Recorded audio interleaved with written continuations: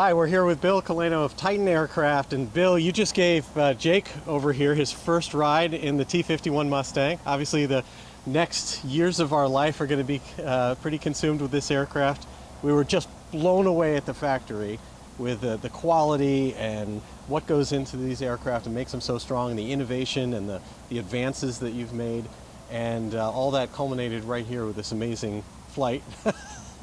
In this cool past. Now, you told us a story about how you even got started in aviation. Can you share that with us again? Because I think that's a lesson to everybody, I think, of what you can do.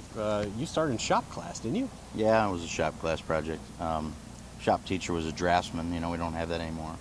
And we had shop, and we had a metal machine, metal lathes and wood shop, and he'd let me make about anything I wanted to make. So over the summer, I drew up some drawings of a gyrocopter. And in this fall, when I went back to school, I showed them to him, and he decided the school could afford some materials. So we ended up making, I made a gyrocopter in high school. And then lawyers kicked it out of the school before we could fly it. But that next summer, I ended up flying it. It had a Volkswagen, it had a Subaru car engine on it. Really?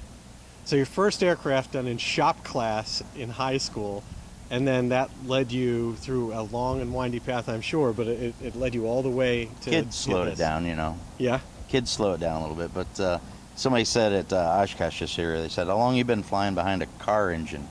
And we were laughing about it because we were thinking about it. I'm 44, 45 now, you know, and I was 17. So it's been a while. I don't know, let's see, 30 years? Yeah, but you know, there's some dead band in there where you're not flying right. and stuff like that, and raising kids, but yeah, it was all. I'm a machinist by trade, so I like making stuff, and so that was the whole thing. Motorhead. And so you have a lot to do with the refinements, and you're general manager, right, of Titan Aircraft. Yeah, and I like to develop new stuff. So, like I was telling you before, the V8 was something I wanted to do for a long time, but you know, John had reservations about big, fast, crazy motors, and for good reason.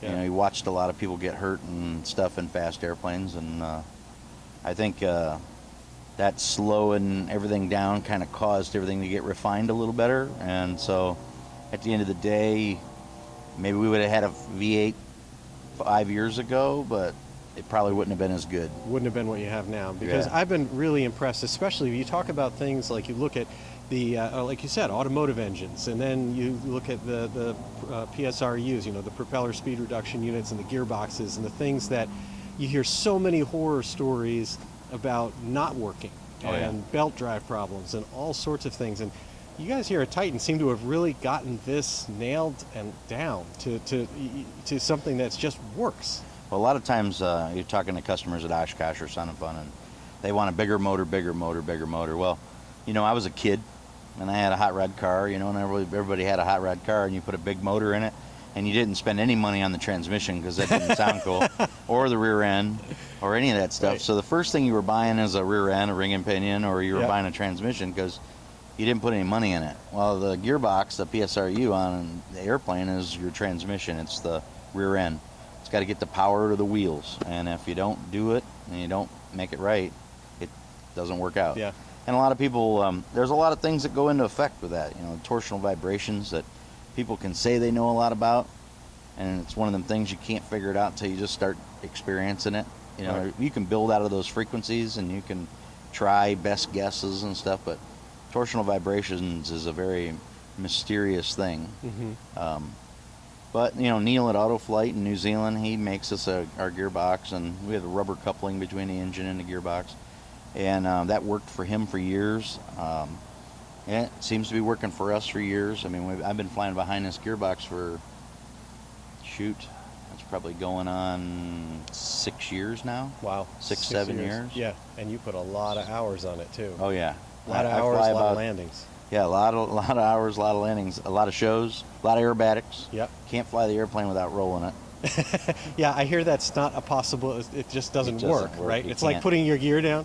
You have a different gumps check than everyone else does because yours You has have has an R in it that causes the roll to happen before you finish Yeah, the rest it's of it. grumps. I like that. Exactly. Right. Well, you know, weakest link of the system, and you guys really have it nailed. So that is fantastic. So we're going to be talking obviously a lot. And we're just really excited, and I know the permagrin that showed up on Jake and on Ben's face after the flight and the speed pass that we just had won't be leaving anytime soon. So I just want to say thank you. Not a problem. From SocialFlight, we are really looking forward to this partnership. I think the boys enjoyed it. Maybe not. You'll find out on the way home. All right. Hey, thank you so much. Thank you. Take care. Bye. Bye.